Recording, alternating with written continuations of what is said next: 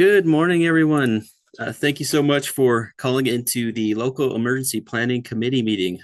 The topic of this month is going to be wildland fire preparedness. My name is Lance Fresquez. I'm an emergency management coordinator for Los Alamos County. I'm also joined by the emergency manager, Beverly Simpson, who's on the line, and also the deputy emergency manager, Cody Ulrich, who's also on the line.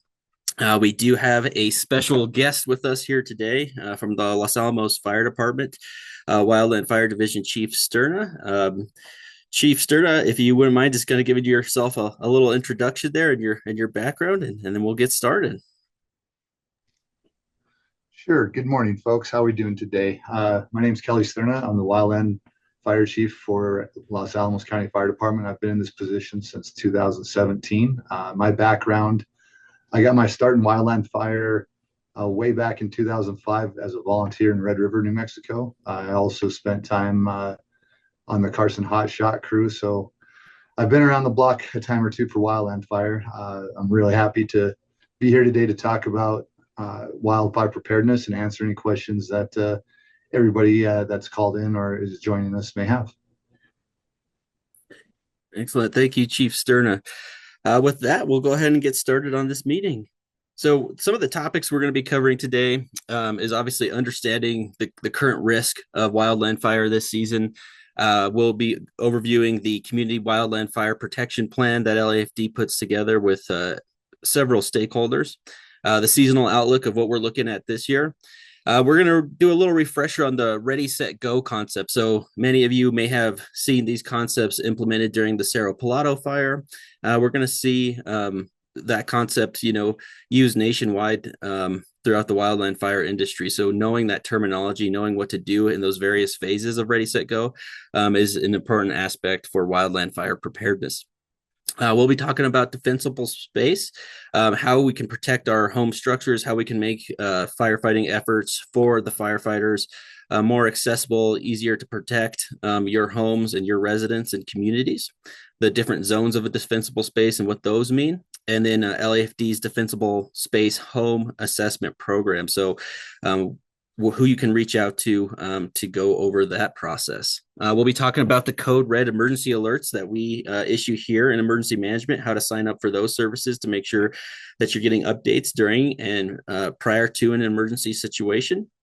And we'll finish up with, putting together a family communication plan. So if we did have an evacuation of any kind or things like that, you have a template and some foundational elements and concepts to implement a family communication plan. And we'll wrap it up with questions at the very end.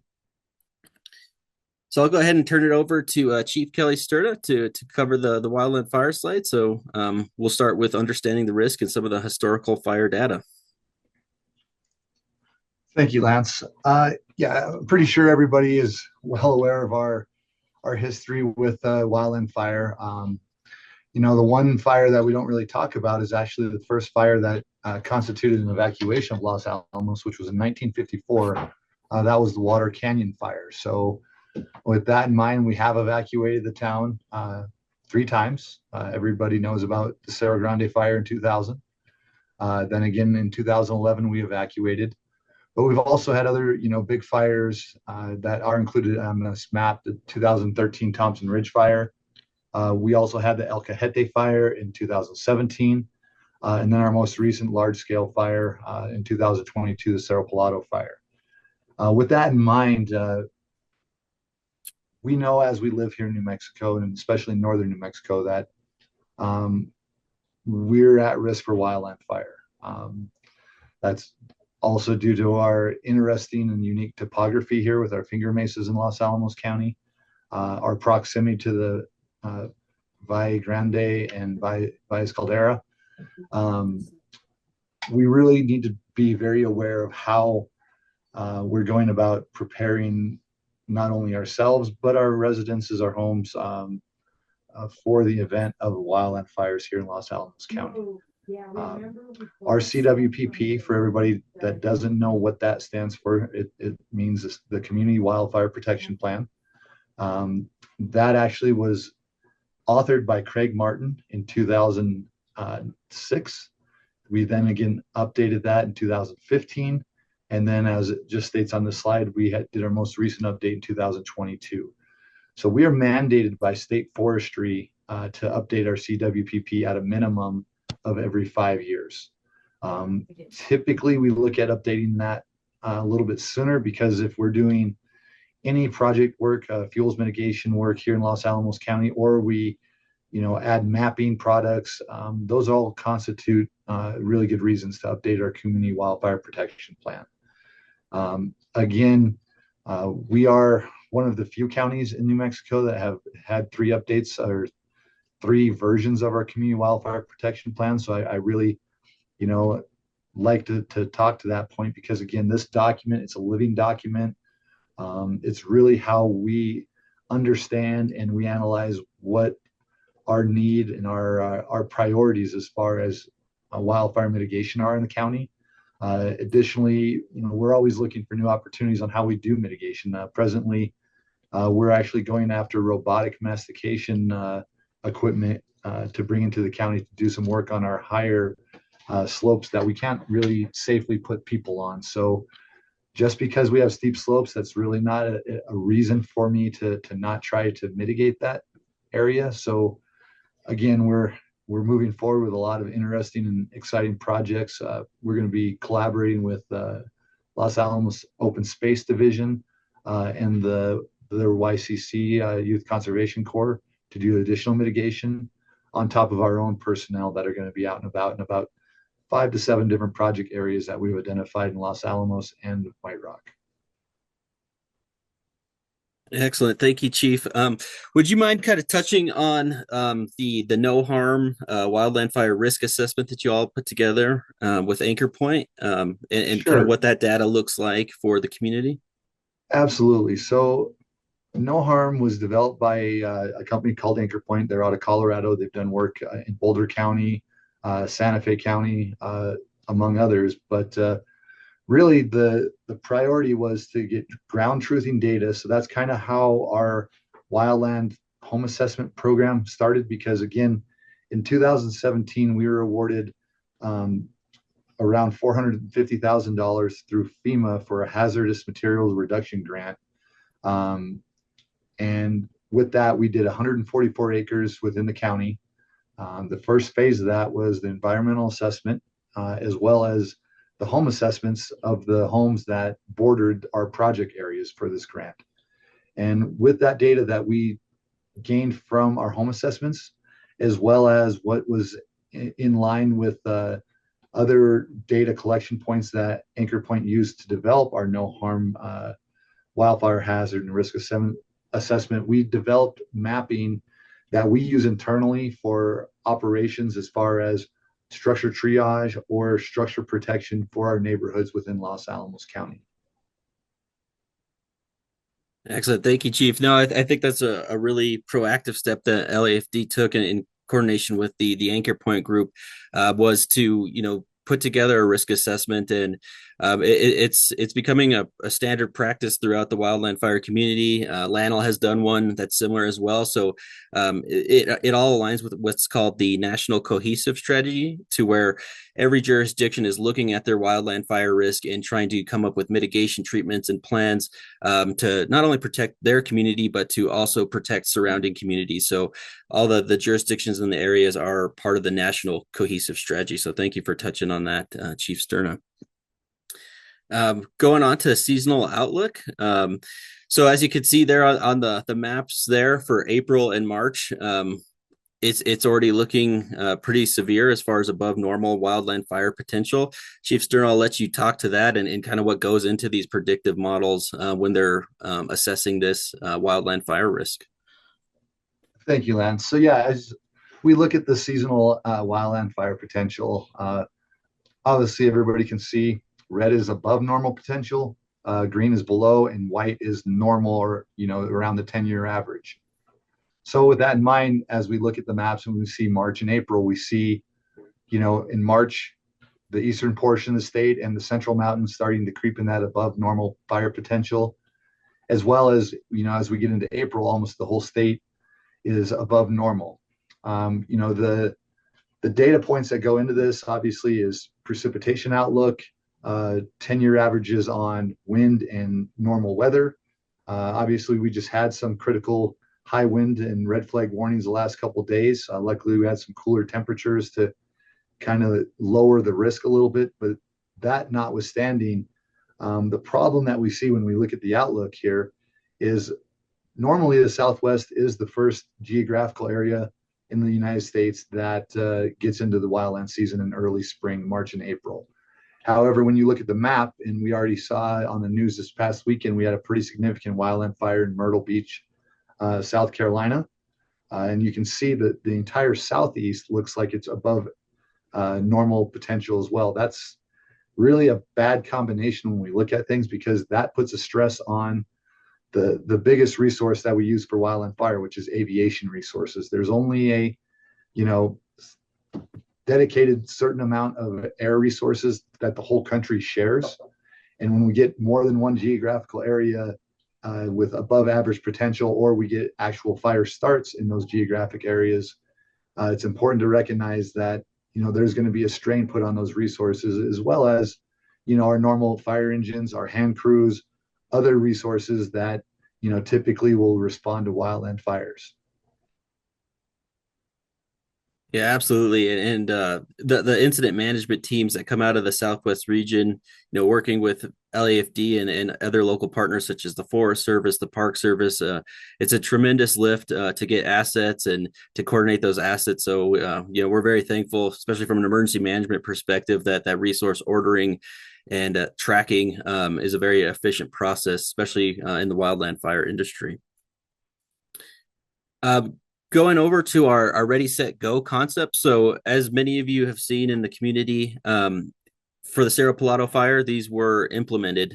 Ready, set, go is kind of the management action points, or you can also think of them as trigger points for evacuation orders for wildland fire type of events. I'll let Chief Sterna speak to these and kind of what the decision points that go into these. But here's just a little brief highlight of what we're looking at when we're talking about ready, set, go.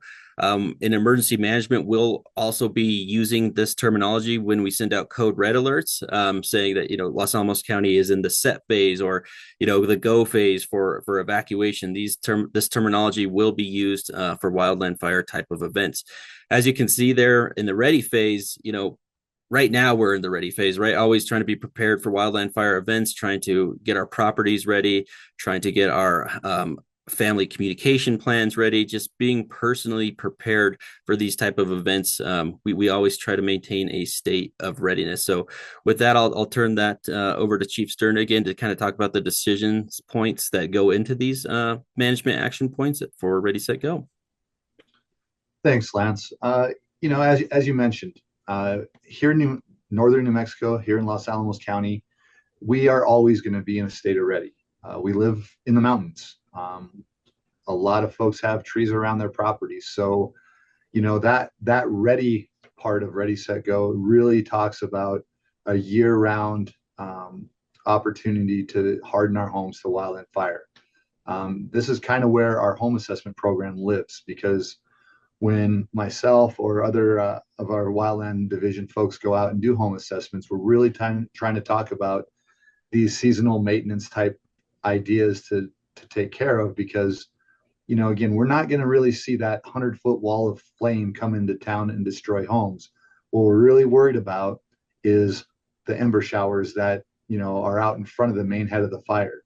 And we have all seen on the news, or we've seen firsthand, that embers can travel up to, 3 to 4 miles ahead of the main fire. So, they're always going to look for pathways. And when I talk about pathways, that is, the buzzword in wildland fire nowadays. Those pathways are any little openings or opportunities for embers to sit on a surface or on vegetation and get stoked up by wind and create an ignition point around the home.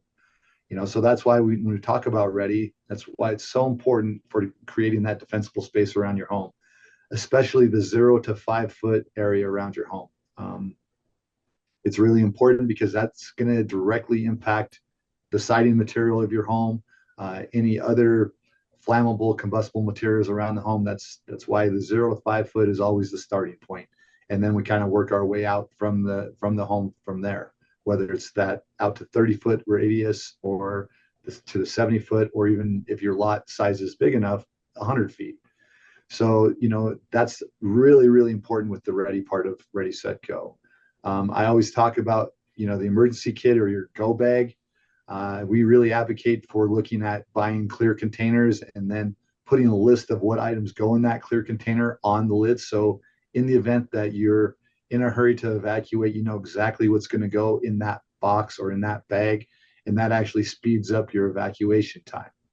Knowing your evacuation routes. Obviously, we have multiple points of egress away from Los Alamos, but I want to make sure everybody on the call today knows that our secondary evacuation route is Rendia Canyon, to which point Lannel has done a lot of mitigation work in Rendia Canyon to give us an additional buffer and fuel breaks down there in the event we have to put people down there to evacuate the county. The set, Lance already kind of talked about the Code Red app. I think that's probably the biggest priority I want to push with folks. If you go on our public website, we have a link to the Code Red app as well as to the emergency management website. Please stay informed. It's important that, if we have a local fire and it's growing in size, we should already be in that ready posture, as I already mentioned. But as we get those media updates, the social media updates, all that stuff, that's additional intelligence that folks can have to prepare to get in that set phase.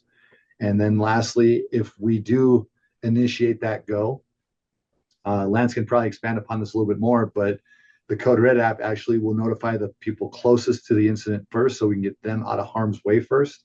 And again, that helps the fire response portion of the Ready, Set, Go, because again, we want to focus on fire suppression. If we are helping with the evacuation, that's taking away our operations folks from the fire suppression aspect of the incident. And that's always going to lead to, additional loss that we probably could have mitigated if, the Ready, Set, Go is well formulated, is well planned. I know emergency management here in the county, they do a great job of informing people. They'll be very, very important with the evacuation, especially with our high risk folks, whether it's the hospital and our assisted living homes. It's always important that, we have our team. And when I say our team, that's police department, emergency management, Lannel, our other outside partners. Everybody's going to be participating in this to make sure we're taking care of our population to get them out far in advance of, fire touching subdivisions or homes, hopefully. So I think, Lance, if people have questions on Ready, Set, Go, this would be a good opportunity to kind of slow things down and take some questions. Yeah, absolutely. Thank you, Chief Sterna. And as Chief Sterna alluded to, Code Red absolutely has the capability to evacuate, geographic areas or the entire community. Whoever's registered and signed up for Code Red would get that message. We have a variety of different methods and avenues that we can implement a Code Red message. So as Chief alluded to there, this is an excellent opportunity for questions. We will have a slide here in a little bit that will have instructions for signing up for Code Red if you haven't done so already. There's an easy way to actually just text into the system and we can get you signed up. But I'll open it up for some questions right now, if anybody has any.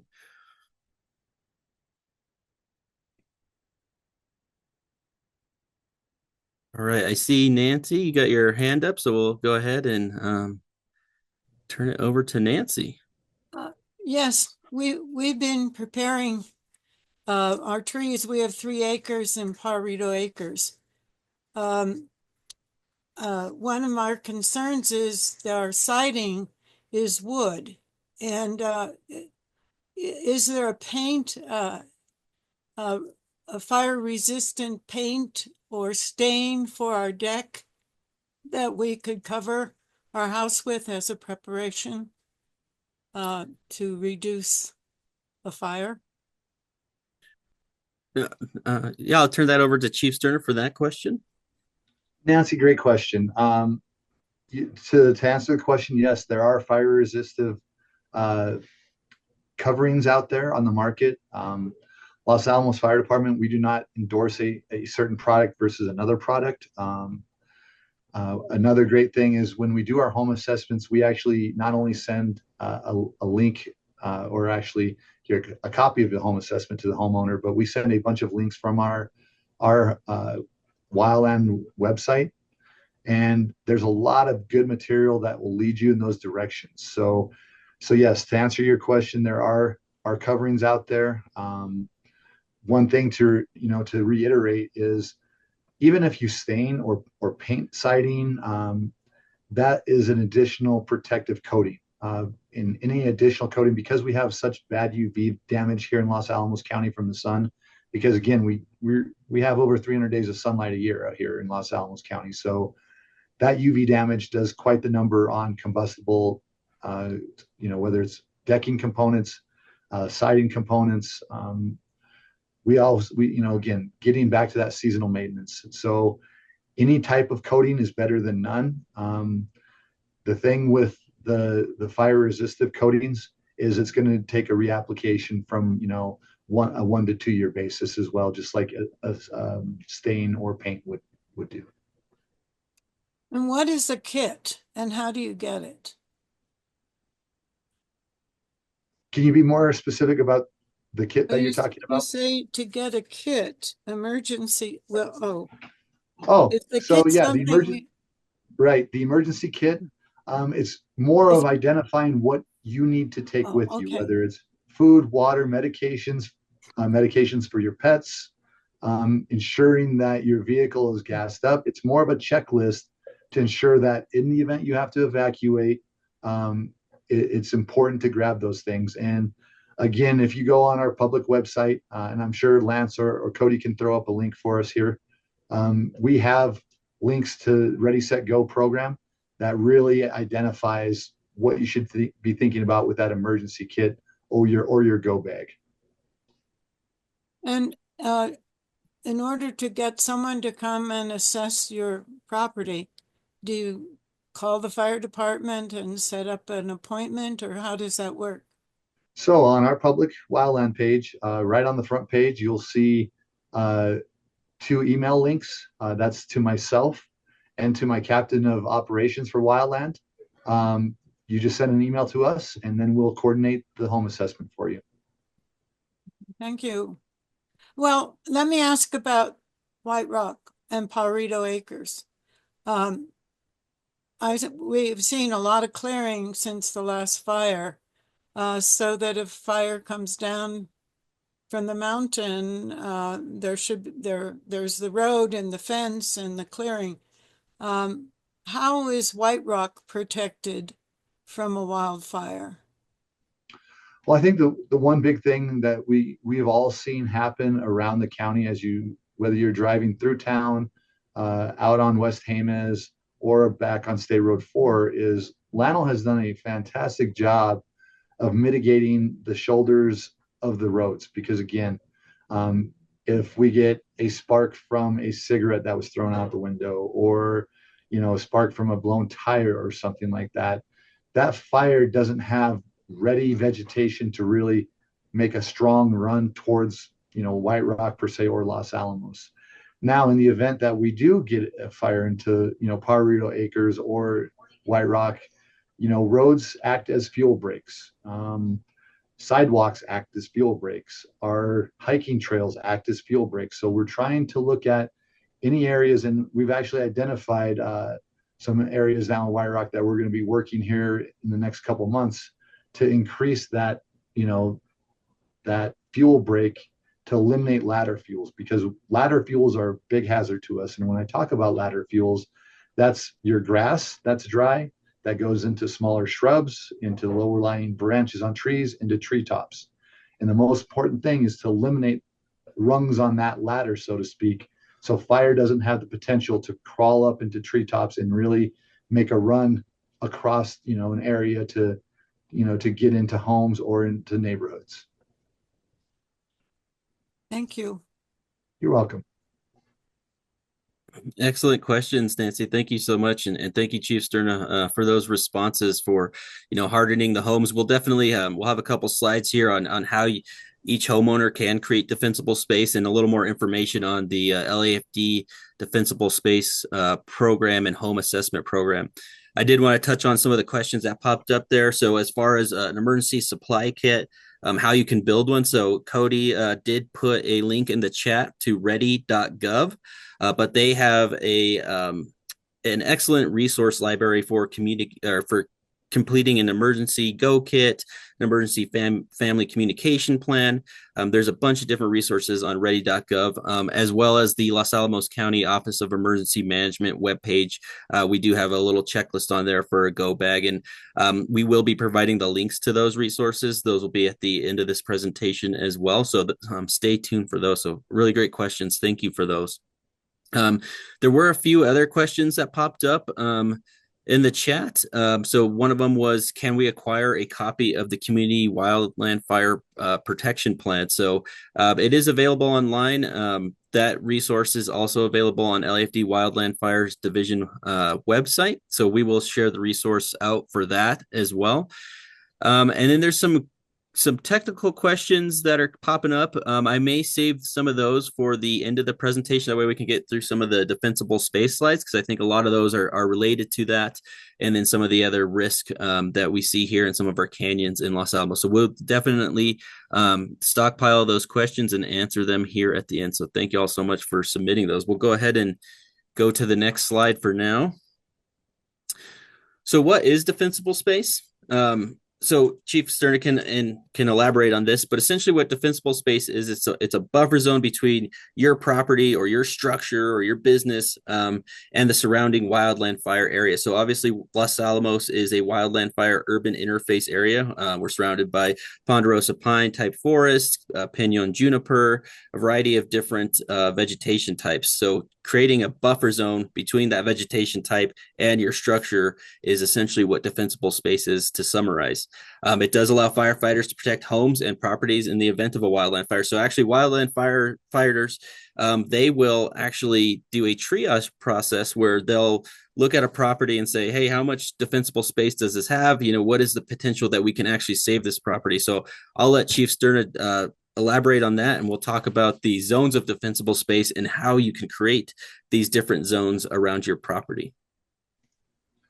Thank you, Lance. So as I mentioned earlier, the 0 to 5 foot zone is obviously going to be the most important. And, when we talk about that, that also means in the event that we evacuate, we want to move combustible materials away from the home. And that includes barbecue grills, wood piles, anything that is going to lead to an ignition point around that home or directly onto the home or garage itself.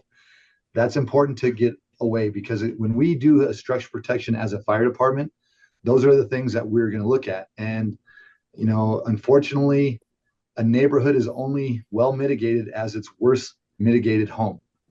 And that's going to take more time for us to spend on that one really bad home that might take out the neighborhood, or we might not be able to handle that home at all because of the risk it poses to us and the safety concerns that it poses. So, that 0 to 5 foot, I cannot stress enough how important that is. Your intermediate zone, your 5 to 30 feet of structure, you're really talking about, thinning vegetation, giving a little bit of opening or canopy space between trees and shrubs, obviously removing dead and dry vegetation. So, our lot sizes here in Los Alamos vary from what we have in White Rock, which, are on the order of a few acres on a lot, versus, pretty dense lot sizes up in Los Alamos where you might have 15, 20 feet between homes. So, really getting with your neighbors and understanding that risk and talking through things, because if you don't want to take vegetation out, the next best thing is to obviously, limb branches up to shoulder height, water vegetation, keep it healthy. We all know that a healthy lawn or healthy shrubs do not burn very well. So those are really things to talk about, not only with your family in your home, but with your neighbors that surround you on all sides. Because again, we want neighborhoods that are all hardened, not just a home here versus a home over there. That doesn't really bias a whole lot versus a bunch of homes that have done the same thing, that have taken the care of the defensible space, have maintained their properties and understood the risk. And then we get out to our third zone, and that's that 30 to 100 feet that I talked about earlier. Again, we talked about opening the canopy space, and that's the spacing between trees. We'd all love to have that dense vegetation around our homes to create that privacy look, but what that really does is, we know how dry we are right now and the lack of precipitation that we've received. All those trees are fighting for the same moisture. And here in Los Alamos, we have a great number of mature ponderosa pines. We want to give those every opportunity to be as healthy as possible, because we also know that the root systems on our ponderosa pines aren't very deep because of the lava rock or tufa that is underneath our topsoil. So to that end, we want to give all of our mature trees the most moisture they can possibly receive. So, by taking out that understory, some of those immature trees that are really just fighting for moisture once again, that's a good opportunity to take, control of your landscape around your home and give that open canopy, removing that smaller understory and removing that wildfire risk around those mature trees.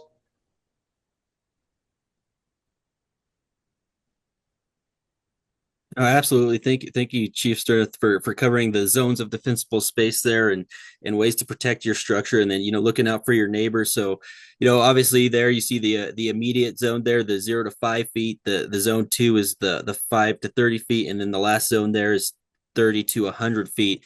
So you can see the different elements of defensible space there. I think mostly what as Chief Sterna alluded to here, the immediate zone there seems to be the most critical to try to protect your structure from the risk of wildland fire.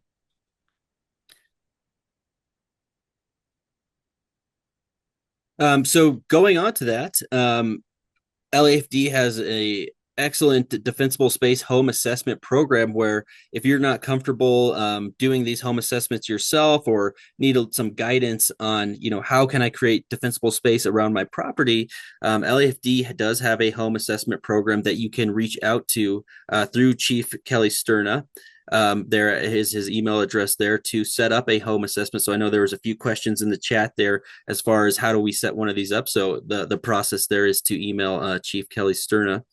And to date, LAFD has conducted more than 500 of these assessments already. So this is definitely making the community more resilient to wildland fire risk. So if everybody takes the steps to create their defensible space around their property, it makes us a more resilient community, which we're trying to always encourage in emergency management. And Chief Sterna, if you want to kind of elaborate on this program and what it offers, I think a lot of community members are interested in this.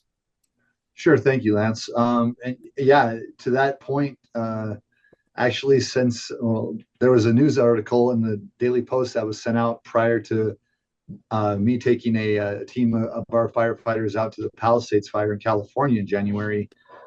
Since January alone, we've done probably an additional 40 to 45 more home assessments. So people are really taking the opportunity to have us come out and look at their home.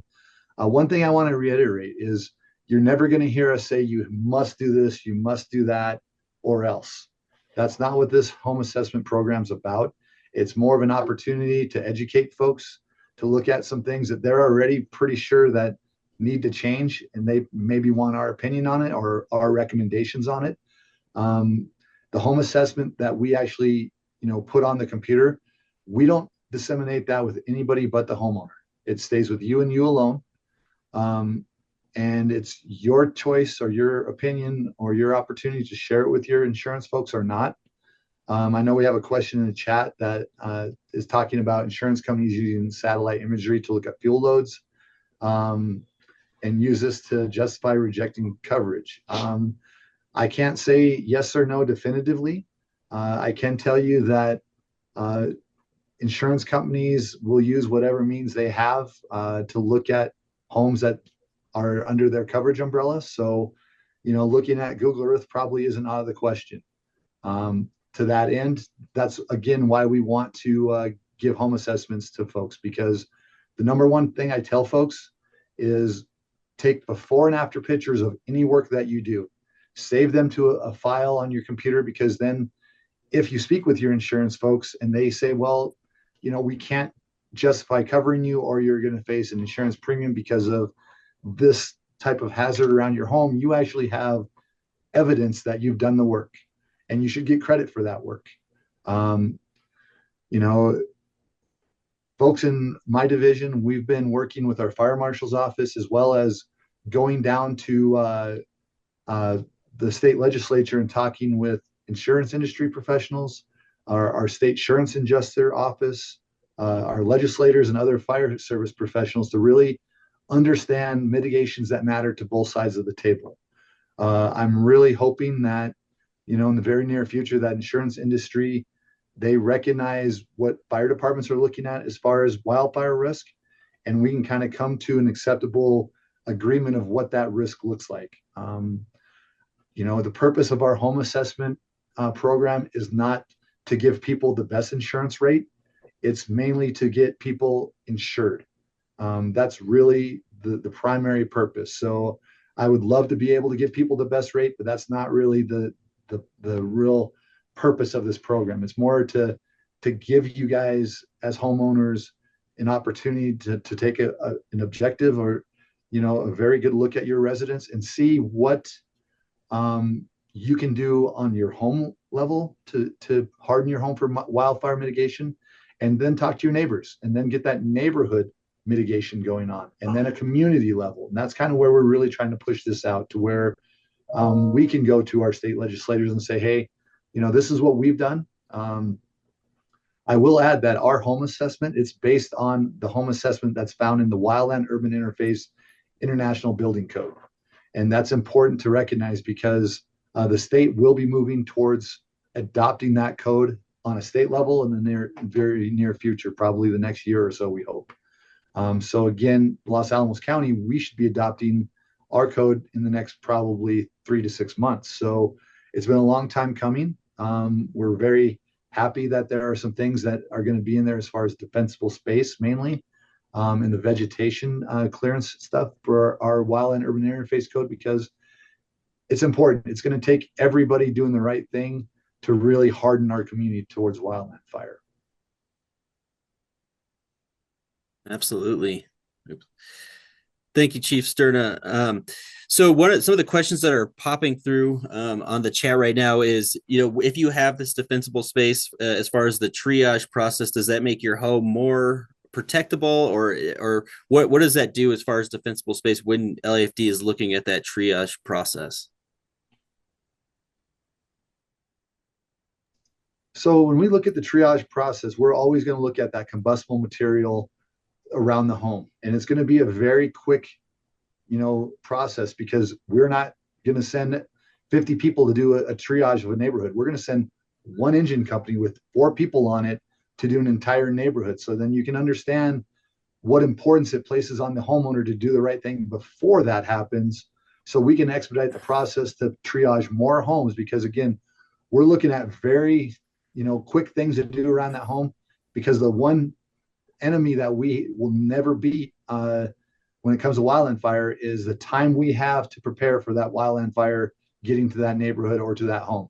If we have 5 minutes, we're not going to be able to do a lot.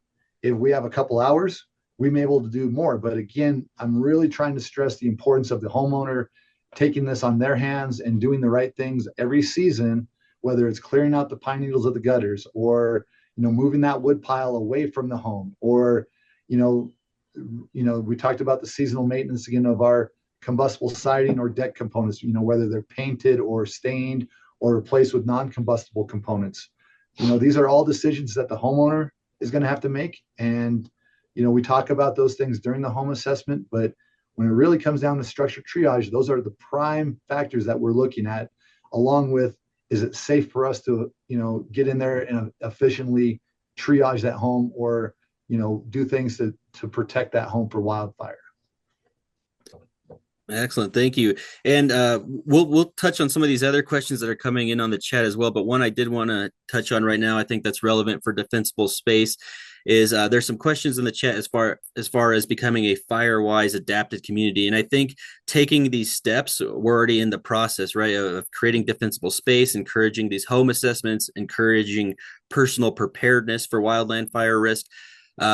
we are, getting closer to that. But I know the FireWise program is an official accredited program. So Chief Stern, I would like if you could touch on that process and what it means to be a FireWise community.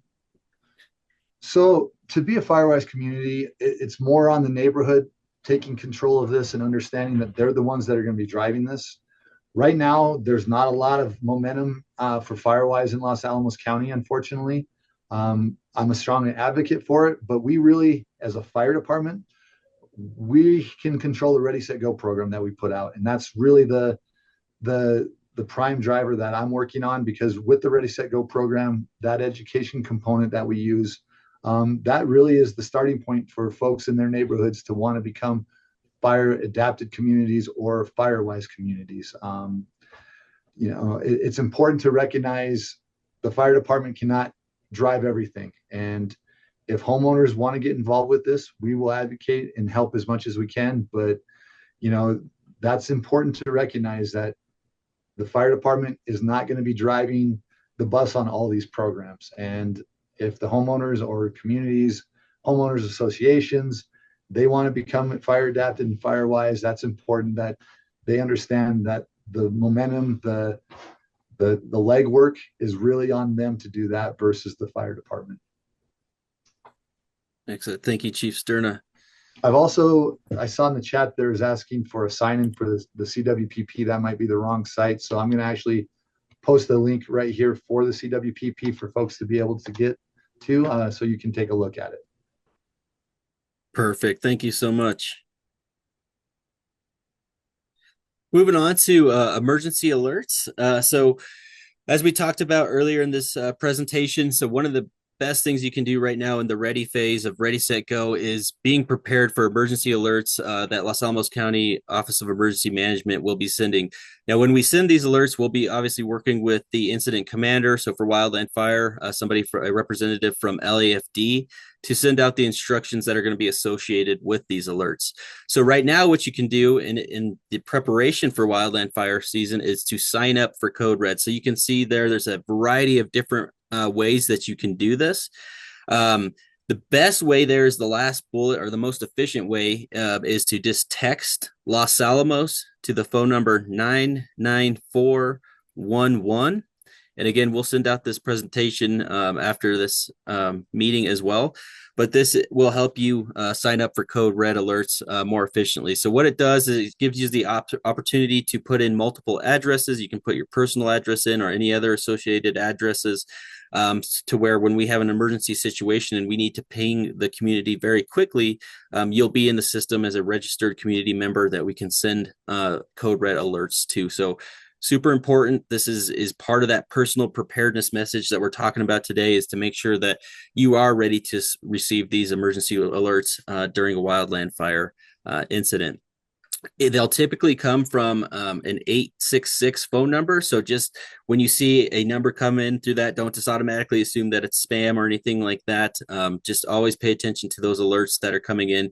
Read the entirety of the message, because a lot of the times it's going to be very incident specific depending on the fire location, weather conditions, wind direction, things like that on the evacuation message that we'd be sending out.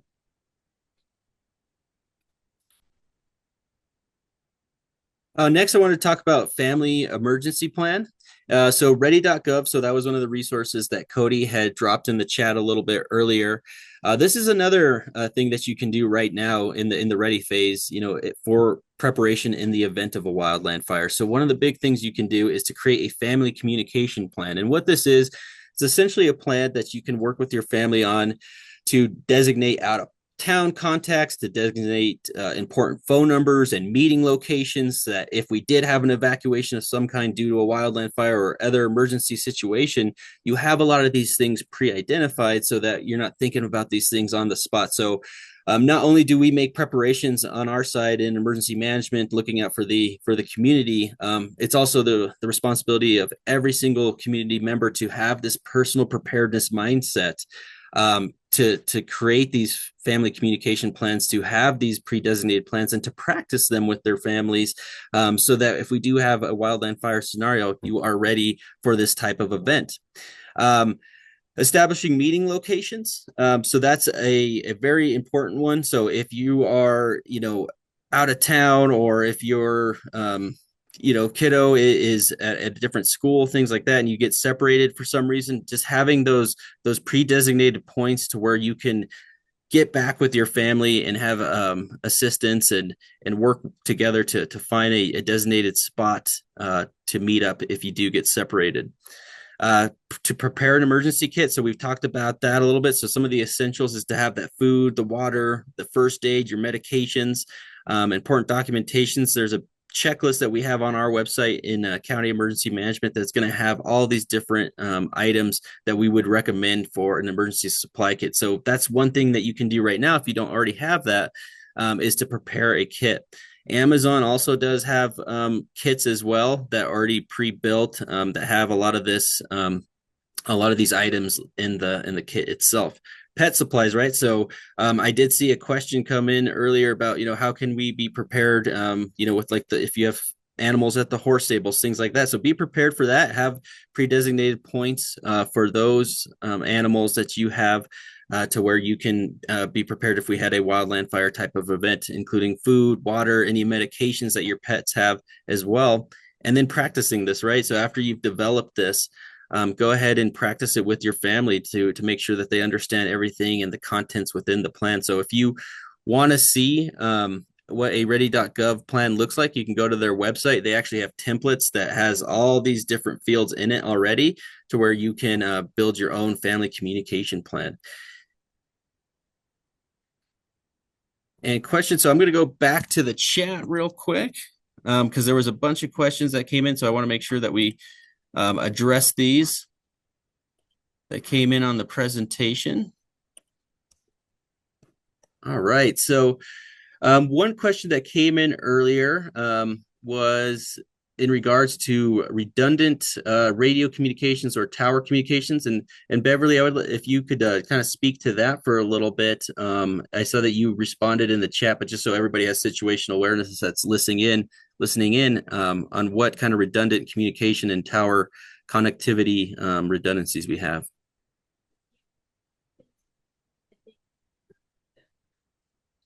And you might be on mute there, Beverly.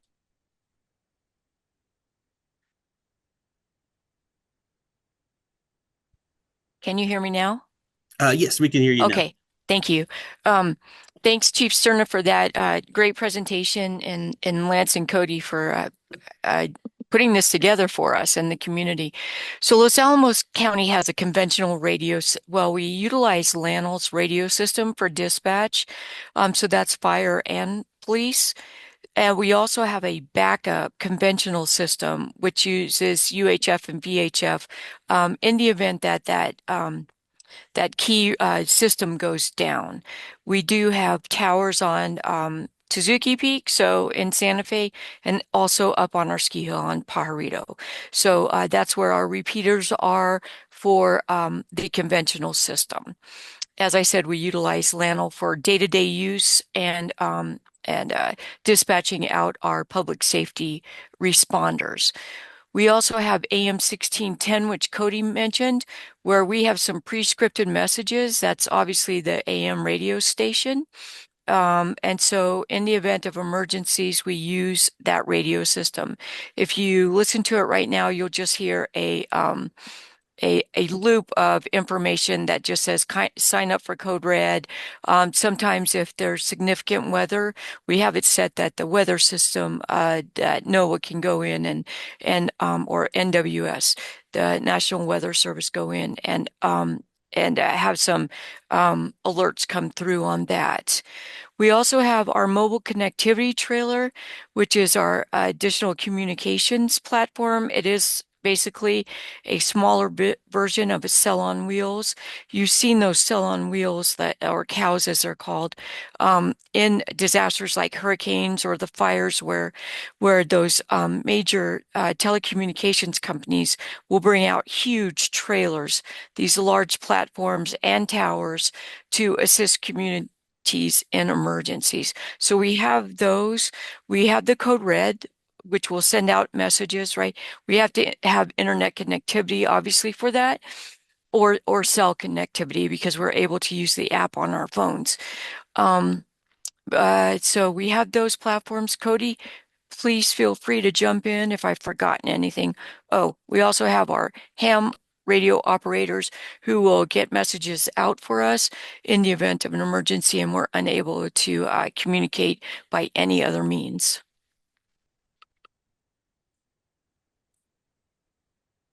Thank you so much, Beverly. Appreciate that. I think there was a lot of questions regarding that. So there's definitely redundant systems in place for these different communication avenues.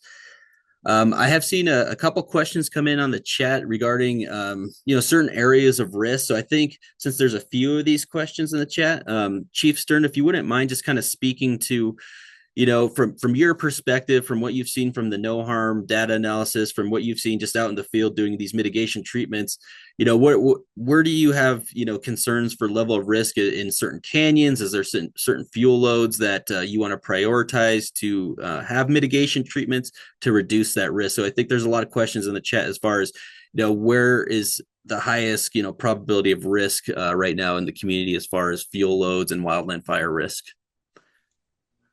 I think that's a kind of an interesting question, Lance, because again, we can all see all the trees that we have, whether it's down in White Rock proper or up in Los Alamos. One thing that we can all agree on is there's a lot of trees over in the northern community, which is Barranca, all those areas off of 35th. Those trees didn't burn during Cerro Grande or Las Conchas. We have a lot of large ponderosa pines over in northern community. So, when we look at it, that's worst case scenario that I always look at, because our predominant wind direction is from the south-southwest. Well, in the summertime, when we get backdoor cold fronts coming in, the wind changes 180 degrees. So now it comes from the north-northeast, and it's also associated with dry lightning. So when we get dry lightning pushing back into the town site, that's a bad scenario. And I answered a question about, are we prepared to fight fire without the use of aviation resources? And we do train on that all the time. But I want to make very clear to folks that, there's not any fire department on this planet that is going to fare very well when they get, multiple homes on fire and a wildland fire. We just witnessed this, firsthand from the LAFD crew that went to the Palisades fire in California. Everybody has seen it on the news. We get pretty significant winds here. We just had wind gusts in town over 50 miles an hour a couple of days ago. So once the wind starts driving that fire, that really puts the firefighting response to a very tricky, delicate situation, because we can't put our folks safely in the neighborhoods when, we're seeing 50, 60 mile an hour winds and we have multiple homes igniting. It really comes down to a holding operation in which we look at what neighborhood is going to give us the best chance to stop the forward progression of that fire. And that's not what people want to hear, but you saw it on the news in California. And, when we're looking at the response that CAL FIRE and Los Angeles County can put on the ground immediately versus what we can here in Los Alamos, those are two decidedly different responses. We have 40 people on duty per day here, where Los Angeles and CAL FIRE have upwards of 1,500 to 2,000 people on duty a day.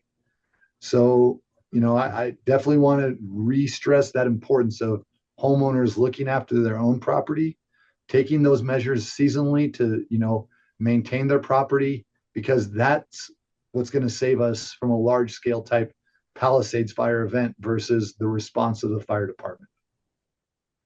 Absolutely, Chief Sterna. That's a great response as far as that personal preparedness message, making sure that as a community we're all doing our part to protect our structures, because ultimately that's gonna protect the whole community.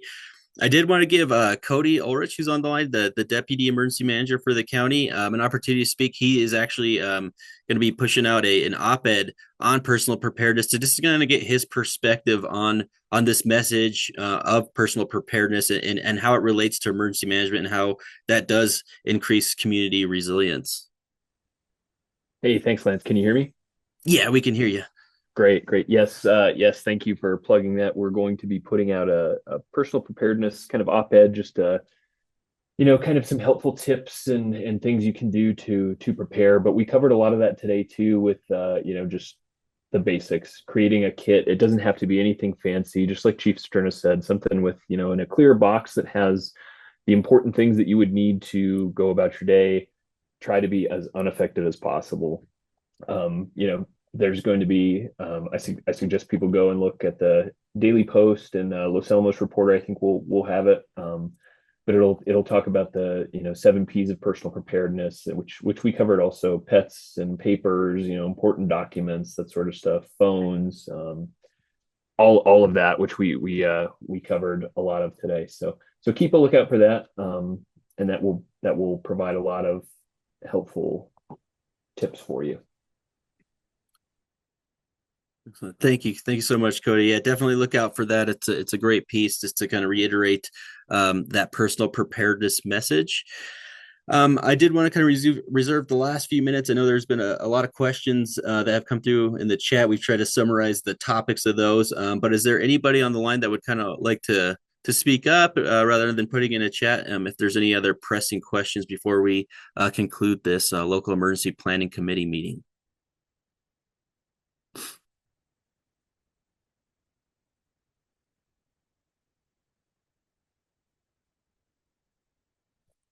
All right. Well, there's no other questions that are coming up right now. We'll take a look at the ones in the chat as well. And please do feel free to reach out to us.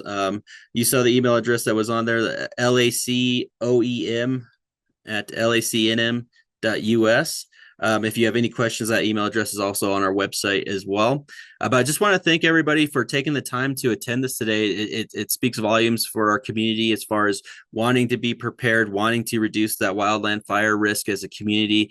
It takes all of us to be prepared for wildland fire. And special thanks to Chief Sterna for joining us today and going over what LAFD is doing with the Wildland Fire Defensible Space Program and giving us tips on how we can protect our structures in the event of a wildland fire. So just thank you all so much for taking the time today. Thank you, Chief Sterna, and I hope you all have a great rest of your day.